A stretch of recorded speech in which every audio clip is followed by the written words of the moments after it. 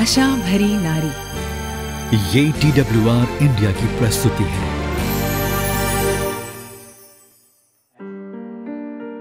Trans World radio की आशा भरी नारी के एक और भाग में आज आपका स्वागत है। हमें खुशी है कि आज आप फिर से हमारे साथ हैं। मैं नतान्या हूँ और यह मेरी सह होस्ट ग्रेस है। हम चाहते हैं कि आप हमारे साथ इस भाग में बने रहें, क्योंकि आज हम अपने मसीही विश्वास को बनाने वाले मुख्य खंडों में से एक के बारे में विस्तार से चर्चा करेंगे। हम में से जो लोग मसीही घरों में पले बढ़े हैं, उनको हमारे माता पिता ने हमारे विश्वास के बारे में जो पहली चीज सिखाई, यानी कि हमारे मन में बिठाई थी, वो थी प्रार्थना का महत्व। ग्रेस, क्या आप इससे सहमत हैं? हाँ बिल्कुल नतान्या, तुम बिल्कुल ठीक कह रही हो। मुझे याद है कि जब हमें प्रार्थना करनी होती थी तो हमें आंखें बंद करनी होती थी, हाथ जोड़ने होते थे, सिर झुकाना सिखाया जाता था। हमारे संडे स्कूल के शिक्षक हर रविवार को ये निर्देश दोहराते रहते थे। जी हाँ, आपने बिल्कुल सही कहा। लेकिन क्या हमने वास्तव में खुद से पूछा है कि प्रार्थना क्या है? क्या हमें अपनी आंखें बंद करनी होंगी और हाथ जोड़ने होंगे? हमें कब प्रार्थना करनी चाहिए और हमें किस लिए प्रार्थना करनी चाहिए, और हम प्रार्थना क्यों करते हैं? बाइबल में प्रार्थना के बारे में और हम मसीहों के जीवन में इसकी क्या भूमिका होनी चाहिए, इसके बारे में बहुत कुछ कहा गया है। मुझे लग रहा है कि कार्यक्रम का ये भाग हम सभी के लिए सच्चाई का एहसास कराने वाला एक भाग होने वाला है। आपने बिल्कुल ठीक कहा। परमेश्वर के पास अपने वचनों से हमें सिखाने के लिए बहुत कुछ है, इसलिए बेहतर होगा कि हम शुरुआत करें। जब हम में से अधिकांश लोग प्रार्थना के बारे में सोचते हैं, तो हम अक्सर उन चीजों की एक बड़ी सूची के बारे में सोचते हैं जो हम परमेश्वर से करने के लिए कहना चाहते हैं, या शायद हम उन लंबी प्रार्थनाओं के बारे में सोचते हैं जिन्हें हमें याद रखना होता है और बार बार कहना होता है। हम में से कुछ लोगों को अपने द्वारा कहे गए शब्दों के बारे में सोचने की जरूरत नहीं होती, क्योंकि हम उन शब्दों को कई बार कह चुके होते हैं। लेकिन प्रार्थना वास्तव में उससे कहीं अधिक है। तो सबसे पहले आइए जाने कि प्रार्थना का क्या अर्थ है। प्रार्थना का अर्थ मात्र परमेश्वर से प्रार्थना करना है। जी हाँ, ये बात बिल्कुल सही है। यह केवल यीशु के साथ हमारे रिश्ते को बढ़ाने और उसके प्रति हमारे प्यार और वफादारी को बढ़ाने के लिए परमेश्वर से बात करना है। प्रार्थना एक दो तरफा रिश्ता है, जिसमें हमें न केवल परमेश्वर से बात करनी चाहिए, बल्कि उसकी बात भी सुननी चाहिए। परमेश्वर से प्रार्थना करना उतना ही आसान और स्वाभाविक होना चाहिए जैसे एक बच्चा अपने पिता से बात कर रहा हो। परमेश्वर के वचन में कई प्रतिज्ञाएं हैं बहनों, जो हमें प्रार्थना करने के लिए प्रोत्साहित करती हैं। जैसे, जब वो मुझे पुकारे तब मैं उसकी सुनूंगा, संकट में मैं उसके संग रहूंगा, मैं उसको बचाकर उसकी महिमा बढ़ाऊंगा, उनके पुकारने से पहले ही मैं उन्हें उत्तर दूंगा, और उनके मांगते ही मैं उनकी सुन लूंगा। मांगो तो तुम्हें दिया जाएगा, ढूंढो तो तुम पाओगे, खटखटाओ तो तुम्हारे लिए खोला जाएगा। E.M. बाउंस, जो प्रार्थना के संबंध में एक प्रसिद्ध लेखक हैं, कहते हैं, प्रार्थना को एक कर्तव्य के रूप में नहीं माना जाना चाहिए जिसे पूरा किया जाना जरूरी है, बल्कि आनंद लेने के लिए एक विशेष अधिकार के रूप में माना जाना चाहिए। ये विशेष अधिकार क्यों है? ऐसा इसलिए है क्योंकि परमेश्वर हमारे दिलों के पीछे है, ना कि केवल हमारे धार्मिक कर्तव्य के। वो नहीं जानता कि हम रोबोट या गुलाम बने। वो एक ऐसा परिवार चाहता है जो उससे प्यार करे और उसके साथ समय बिताना चाहता हो। बहनों, ये ऐसा है जैसे हम चाहते हैं कि हमारे बच्चे हमारे साथ समय बिताए, क्योंकि वे इसका आनंद लेते हैं, किसी मजबूरी या डर की वजह से नहीं। जी हाँ, आप बिल्कुल सही कह रही हैं ग्रेस। यह आश्चर्यजनक है कि परमेश्वर ने राजा दाऊद के बारे में कहा कि वो मेरे मन के अनुसार एक व्यक्ति था। हाँ, दाऊद को एहसास हुआ कि उसकी धार्मिकता उसके कार्यों से नहीं, बल्कि परमेश्वर के प्रति उसके प्रेम से आई है। ऐसे समय में जब अन्य लोग परमेश्वर से भाग रहे थे या छिप रहे थे, तो दाऊद ने परमेश्वर की स्तुति करना चुना। दाऊद के कई भजन उसके हृदय की पीड़ा से भरे हुए थे, यहाँ तक कि उसने परमेश्वर से भी सवाल किए, लेकिन उसने कभी भी परमेश्वर की सेवा और आराधना करना बंद नहीं किया। दाऊद के जीवन के बारे में पढ़ने से न केवल हमें पता चलता है कि उसे परमेश्वर के हृदय के अनुसार व्यक्ति क्यों कहा जाता है, बल्कि हमें उन विशेषताओं को देखने में भी मदद करता है जिन्हें हमें मसीह के अनुयायियों के रूप में अपने आप में देखना चाहिए, जो परमेश्वर के हृदय के अनुसार भी हैं, न कि केवल उसकी आशीषों के अनुसार। ग्रेस, क्या आप जानती हैं, मैंने हाल ही में बुधवार में होने वाली प्रार्थना में भाग लेना फिर से शुरू किया है, लेकिन कार्यक्रम का शेड्यूल देखते ही मेरा मूड बदल गया। क्यों, ऐसा क्या हो गया? देखिए, इसमें बाइबल अध्ययन था और उसके बाद 30 मिनट की प्रार्थना सभा थी। 30 मिनट! मैं मुश्किल से 5 मिनट प्रार्थना कर पाती हूँ। दरअसल बिना ध्यान भटकाए ये 1 मिनट का समय है। अच्छा, तो आगे क्या हुआ? पहले तो मुझे लगा कि ये बिल्कुल असंभव है। मैंने परमेश्वर के वचन का अध्ययन करना शुरू किया और पॉल मिलर की पुस्तक द प्रेइंग लाइफ पढ़ी, और जैसे ही मैंने अपने शांत समय के दौरान प्रार्थना और ध्यान करना शुरू किया, मुझे लगा कि परमेश्वर मुझसे बात कर रहे हैं। अच्छा, तो आगे फिर बताइए क्या हुआ? आप जानते हैं कि हमें बताया गया है प्रार्थना का अर्थ केवल परमेश्वर से बात करना है। अगर ये सब कुछ है तो हमें ये इतना कठिन क्यों लगता है? वर्षों तक मेरा मानना था कि मेरी प्रार्थनाएं परमेश्वर के सुनने के लिए या उनका समय बर्बाद करने के लिए पर्याप्त नहीं थी। मेरी प्रार्थनाओं में संरचना का अभाव है, वे अपने आप नहीं निकलती हैं।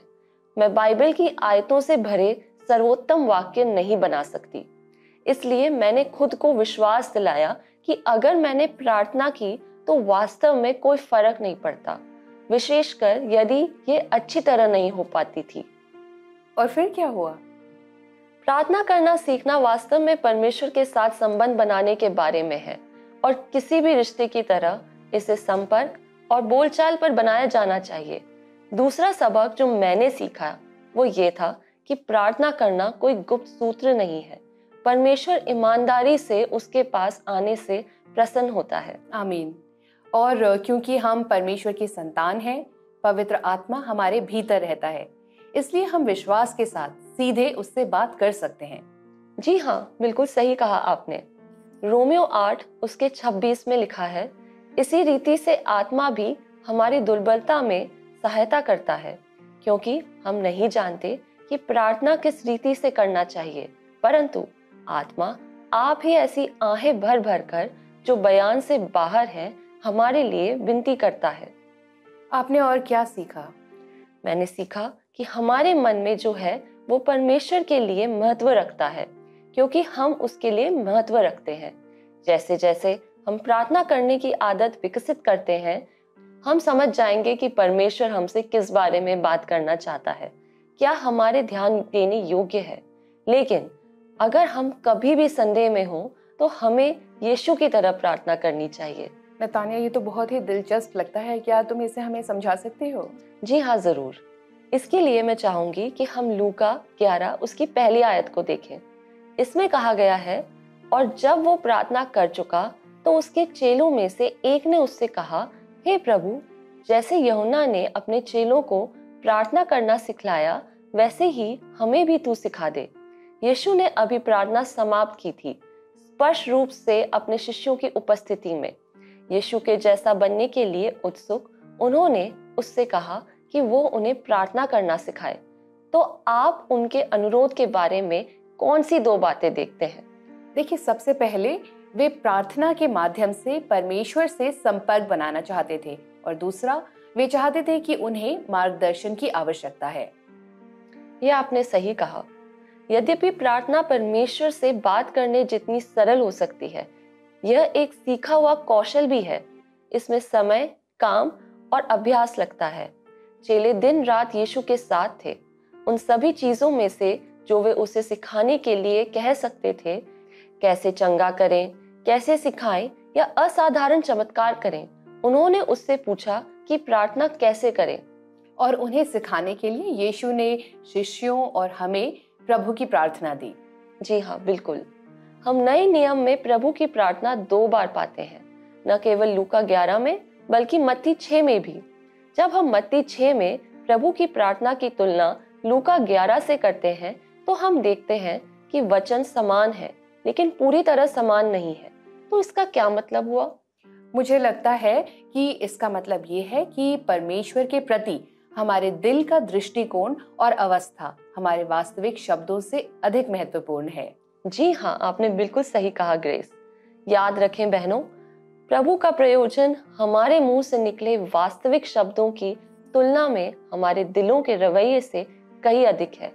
जीवन कठिन है, लेकिन हमारे प्रार्थना के जीवन को कठिन होने की आवश्यकता नहीं है। प्रार्थना हमें यह पहचानने में मदद करती है कि हम परमेश्वर नहीं हैं। हर बार जब हम प्रार्थना करते हैं तो हम कहते हैं, अपनी सामर्थ्य में मैं वह सब नहीं कर सकता जो मैं करना चाहता हूँ, मुझे मदद की जरूरत है। जब बच्चे रोते हैं तो आम तौर पर कोई तुरंत आता है और उनकी जरूरतें पूरी करता है, लेकिन इस तरह का ध्यान हमेशा के लिए नहीं रखा जाता है। जैसे जैसे हम बड़े होते हैं, हमें इस तथ्य को स्वीकार करना होगा कि दुनिया हमारे चारों ओर नहीं घूमती है। चाहे हम अपने लिए प्रार्थना कर रहे हों या दूसरों के लिए, हम किसी और को स्वीकार कर रहे हैं। जी हाँ, परमेश्वर को, जो संसार का केंद्र है। यहाँ अफ्रीका में जायरे की एक मिशनरी डॉक्टर हेलेन रोजवियर के बारे में एक कहानी है। वो प्रार्थना की शक्ति और परमेश्वर के हृदय के बारे में बात कर रही हैं। हमारे मिशन स्टेशन में एक माँ की समय से पहले बच्चे को जन्म देने के बाद मृत्यु हो गई। हमारे पास शिशु को जीवित रखने के लिए कोई इंक्यूबेटर नहीं था और हमारे पास जो एकमात्र गर्म पानी की बोतल थी वह खराब स्थिति में थी और मरम्मत के लायक नहीं थी। इसलिए हमने बच्चों से कहा कि बच्चे और उसकी बहन के लिए प्रार्थना करें। लड़कियों में से एक ने प्रार्थना की, प्रिय परमेश्वर, कृपया आज एक गर्म पानी की बोतल भेजें। कल बहुत देर हो जाएगी क्योंकि तब तक बच्चा मर जाएगा। और प्रिय परमेश्वर, उसकी बहन के लिए एक गुड़िया भेजो, इससे बहन को इतना अकेलापन महसूस नहीं होगा। उस दोपहर इंग्लैंड से एक बड़ा पार्सल आया। जब हम इसे खोल रहे थे तो बच्चे उत्सुकता से देख रहे थे। उन्हें बहुत आश्चर्य हुआ। कुछ कपड़ों के नीचे एक गर्म पानी की बोतल थी। तुरंत ही वह लड़की जिसने इतनी गंभीरता से प्रार्थना की थी, पार्सल के अंदर ढूंढना शुरू कर दिया और कहने लगी, अगर परमेश्वर ने गर्म पानी की बोतल भेजी है तो मुझे यकीन है कि उसने एक गुड़िया भी भेजी है। और वह सही थी। स्वर्गीय पिता को उस बच्चे के ईमानदार अनुरोधों के बारे में पहले से पता था और 5 महीने पहले उन्होंने उन दोनों विशिष्ट वस्तुओं को शामिल करने के लिए एक महिला समूह का नेतृत्व किया था। ग्रेस, ये सचमुच एक अद्भुत कहानी थी। काश मैं उस छोटी लड़की की तरह होती, लेकिन जब कोई समस्या होती है तो मैं पहले उसे स्वयं ठीक करने की कोशिश करती हूँ। मैं इसका समाधान स्वयं खोजना चाहती हूँ और इसे तुरंत पूरा करना चाहती हूँ। बहनों, मुझे लगता है कि हम में से बहुत से लोग ऐसा ही किया करते हैं। प्रार्थना आमतौर पर हमारे मन में अंतिम उपाय होता है। हम अपने सभी समाधानों का उपयोग करने के बाद परमेश्वर के पास जाते हैं। यह मुझे चर्च के शुरुआती दिनों की याद दिलाता है। राजा हेरोदेस क्रूर और धूर्त था। उसने चर्च पर दबाव डाला था और प्रेरित याकूब को मार डाला था और फिर पतरस को भी गिरफ्तार कर जेल में डाल दिया था। हेरोदेस ने अपनी सुरक्षा के लिए सैनिकों की 4 टुकड़ियों का इस्तेमाल किया, लेकिन चर्च की प्रतिक्रिया पर ध्यान दें। क्या वे पतरस को जेल से बाहर निकालने की रणनीति बैठक में शामिल हुए थे? नहीं, उन्होंने वही किया जो स्वाभाविक रूप से उनके लिए संभव था। उन्होंने प्रार्थना की। इन लोगों ने ईमानदारी से लगन के साथ परमेश्वर की तलाश की। कभी कभी जब हम किसी कठिन समय से गुजर रहे होते हैं तो हम अपनी समझ से चीजों को सुलझाने की कोशिश करते हैं। प्रार्थना को बाद के विचार के रूप में अलग रख दिया जाता है। यदि हम पहले परमेश्वर के पास आना और उससे मदद लेना सीख लें तो क्या होगा? मुझे यकीन है कि इससे हमें चीजों को अलग ढंग से देखने में मदद मिलेगी। शायद हम पर इतना दबाव नहीं होगा।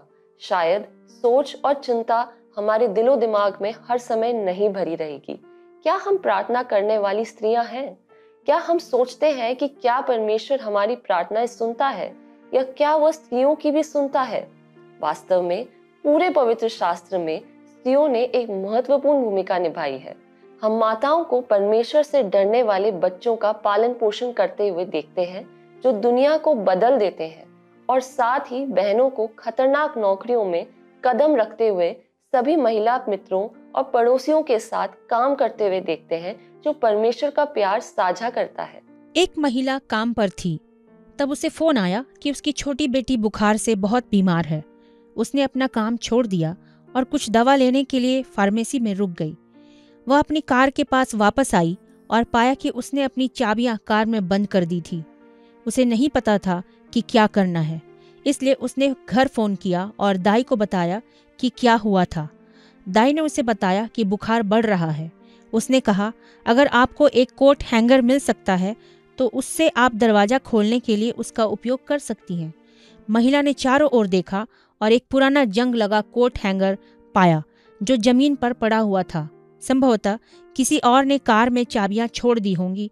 इसे खोलने के लिए इसका उपयोग किया गया और कार खोलने के बाद इसे वहीं छोड़ दिया था। उसने हैंगर की ओर देखा और कहा, मुझे नहीं पता कि इसका उपयोग कैसे करना है। उसने परमेश्वर से प्रार्थना की और उसे मदद भेजने के लिए कहा। 5 मिनट के भीतर एक पुरानी मोटरसाइकिल आ खड़ी हुई, जिस पर एक गंदा चिकनाई से सनी दाढ़ी वाला आदमी बैठा था, जिसने अपने सिर पर मोटरसाइकिल चालकों वाली एक पुरानी गोल टोपी पहनी हुई थी। स्त्री ने सोचा, तुमने मेरी सहायता के लिए यही भेजा है। लेकिन वह हताश थी, इसलिए वह बस चुप रही। वह आदमी अपनी साइकिल से उतरा और पूछा कि क्या वह मदद कर सकता है। उसने कहा, हाँ, मेरी बेटी बहुत बीमार है। मैं उसके लिए कुछ दवा लेने के लिए रुकी और गलती से मैंने अपनी चाबियां अपनी कार में बंद कर दी थीं। मुझे उसके पास जल्द घर पहुंचना होगा। कृपया क्या आप मेरी कार का ताला खोलने के लिए इस हैंगर का उपयोग कर सकते हैं? उन्होंने कहा, जरूर। वह कार के पास गया और 1 मिनट से भी कम समय में कार खुल गई। उसने उस आदमी को धन्यवाद दिया और अपने आंसुओं के साथ कहा, बहुत बहुत धन्यवाद, आप बहुत अच्छे आदमी हैं। उस आदमी ने उत्तर दिया, महिला, मैं एक अच्छा आदमी नहीं हूँ। मैं आज ही जेल से बाहर आया हूँ। मैं कार चोरी के आरोप में जेल में था और लगभग 1 घंटे के लिए ही बाहर आया हूँ। महिला ने उस आदमी को फिर से धन्यवाद दिया और सिसकियां भर कर रोते हुए जोर से कहा, ओह धन्यवाद परमेश्वर, आपने मेरे लिए एक व्यवसायी मनुष्य को भेजा। जब एक महिला प्रार्थना करती है तो वो वस्तुतः अपने, अपने परिवार और जिस किसी के लिए भी प्रार्थना करती है उसके चारों ओर परमेश्वर के कवच को मजबूत करती है। ये महत्वपूर्ण है बहनों, क्योंकि शत्रु हर कोने में है जो अंदर आने का रास्ता तलाश रहा है। प्रार्थना करने वाली महिला महत्वपूर्ण होती है क्योंकि वो उस कवच को मजबूत रखती है, जहां तक कि उन लोगों के लिए भी जो शायद उसके परिवार में परमेश्वर को नहीं जानते होंगे या उतनी प्रार्थना नहीं कर सकते। संपूर्ण बाइबल में हमें उन महिलाओं की कहानियां मिलती हैं जो अपने विश्वास में दृढ़ रहीं और उत्साहपूर्वक प्रार्थना करती रहीं। अगर आपको याद हो, ठीक हन्ना की तरह शमूएल को एक याजक बनने के लिए आराधनालय में भेजने के लिए हन्ना की प्रार्थना और बलिदान में उनकी निस्वार्थता ने याजकीयता की दिशा बदल दी। परमेश्वर ने प्रवचन यानी कि उपदेश, भविष्यवाणी और सुधार के माध्यम से शमूएल का शक्तिशाली तरीके से उपयोग किया। पहला शमूएल उसका 2 और 1 में हन्ना की सुंदर प्रार्थना सुने। मेरा मन यहोवा के कारण मगन है, मेरा सींग यहोवा के कारण ऊंचा हुआ है, मेरा मुंह शत्रुओं के विरुद्ध खुल गया, क्योंकि मैं तेरे किए हुए उद्धार से आनंदित हूं। फिर प्रिस्किल्ला है। प्रिस्किल्ला नए नियम के समय की नेतृत्व करने वाली महिलाओं में से एक है।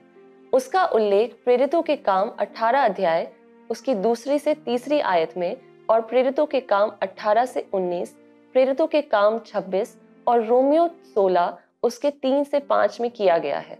प्रिस्किल्ला दूसरों का नेतृत्व करती है और सिखाती है कि मसीह के पीछे कैसे चलना है। हालांकि इसमें किसी प्रार्थना का उल्लेख नहीं है। हम जानते हैं कि वह अपनी शक्तिशाली सेवकाई के कारण प्रार्थना करने वाली महिला थी। बाइबल में लगभग 19 प्रार्थना करने वाली महिलाओं का वर्णन है जिन्होंने दुनिया को बदल दिया। उन्होंने धर्मनिष्ठ बच्चों का पालन पोषण किया, संस्कृति को प्रभावित किया, अगुओं को प्रभावित किया, मार्गदर्शन दिया, सिखाया और प्रोत्साहित किया तथा और भी बहुत कुछ किया। तो बहनों, जब हम आस्थावान महिलाएं प्रार्थना करती हैं तो हम परमेश्वर को सामर्थ्य में कार्यवाही करते देखती हैं। प्रार्थना चीजों को बदल देती है, क्योंकि प्रार्थना सबसे शक्तिशाली व्यक्ति से बात करती है जो सब कुछ बदल सकता है। 5 उंगली वाली प्रार्थना कार्डिनल बर्गोग्लियो द्वारा पोप फ्रांसिस बनने से पहले वर्षों पहले लिखी गई थी। यह बच्चों और वयस्कों को प्रार्थना करना सिखाने का एक शानदार तरीका है, क्योंकि यह विधि एक नियमबद्ध यानी व्यवस्थित और दृश्य विजुअल के रूप में कार्य करती है। प्रत्येक उंगली हमारे जीवन में लोगों की एक श्रेणी का प्रतिनिधित्व करती है और हमें यह सुनिश्चित करने का अवसर देती है कि दूसरों की ज़रूरतों को पूरा किया जाए। अंगूठा हमेशा हमारे सबसे पास वाली उंगली रहेगी। यह हमारे करीबी लोगों जैसे दोस्तों और परिवार के लिए प्रार्थना करना शुरू करने का हमारा संकेत है। हमारे अंगूठे के बगल वाली उंगली को सूचक उंगली कहा जाता है। ऐसा इसलिए क्योंकि ज़्यादातर लोग इसी उंगली से इशारा करते हैं। उन लोगों के लिए प्रार्थना करना याद रखने के लिए इस उंगली का उपयोग करें जो हमें सही दिशा दिखाते हैं।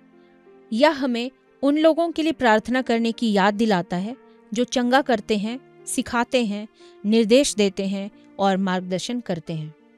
सबसे लंबी उंगली हमें सत्ता के पदों पर बैठे लोगों के लिए प्रार्थना करने की याद दिलाती है। सत्ता के पदों पर बैठे लोगों में हमारे शासक, सरकार में नेता और व्यवसाय में नेता शामिल हैं। हमारे राज्य, हमारे राष्ट्र और अंतर्राष्ट्रीय नेताओं के लिए भी प्रार्थना करें। अनामिका सबसे कमज़ोर उंगली होती है। इसमें सबसे कम निपुणता होती है।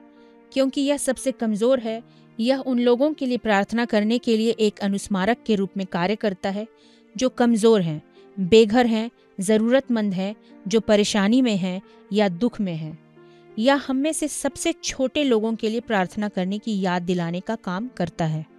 आखिरी उंगली कनिष्ठा है। यह सबसे छोटी उंगली है और अपने लिए प्रार्थना करने की याद दिलाने का काम करती है।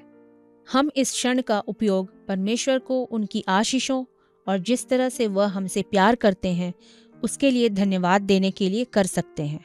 बहनों, हमारे आधुनिक समाज में हम पर लगातार उन चीजों की बमबारी होती रहती है जो हमारा समय बर्बाद कर देते हैं, और यदि हम सावधान नहीं रहें तो हमारी प्रार्थना का समय सूची में सबसे नीचे चला जाएगा। जी हाँ, महिला होने के नाते हमें दूसरों की जरूरतों के बारे में अधिक समझ होती है, क्योंकि हम दिल से उनका पालन पोषण करने वाले होते हैं। हम लोगों के साथ भावनात्मक रूप से जुड़ते हैं और उनकी मदद करने में सक्षम हैं। इसलिए जब परमेश्वर हम महिलाओं को प्रार्थना करने के लिए बुलाते हैं तो वो दूसरों के जीवन में कुछ चीजें हासिल करना चाहते हैं जो केवल प्रार्थना के माध्यम से ही हो सकती है। हम अपने से प्रत्येक को प्रार्थना करने वाली महिलाओं के रूप में खुद को विकसित करने के लिए कदम उठाने के लिए प्रोत्साहित करते हैं। आइए अपने आसपास के लोगों के जीवन में परमेश्वर की शक्ति को प्रकाशित करना सीखें।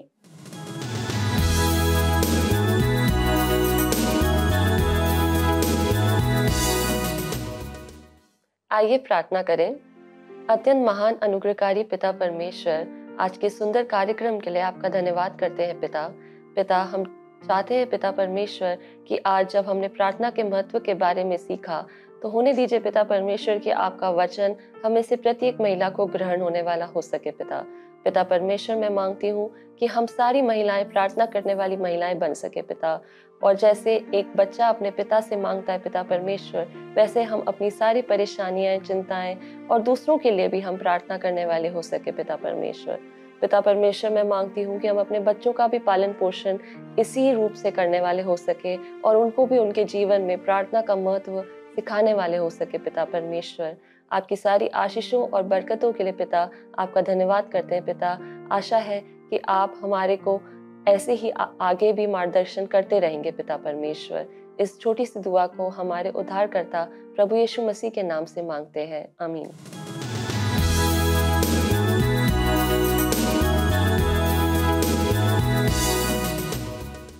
आशा करते हैं आपको आज का कार्यक्रम पसंद आया होगा। यदि आपको आज का कार्यक्रम पसंद आया है तो स्क्रीन पर मौजूद नंबर पर मिस्ड कॉल जरूर दीजिए। अगले हफ्ते आपसे फिर मुलाकात होगी। तब तक के लिए परमेश्वर आप सभी को आशीष दे।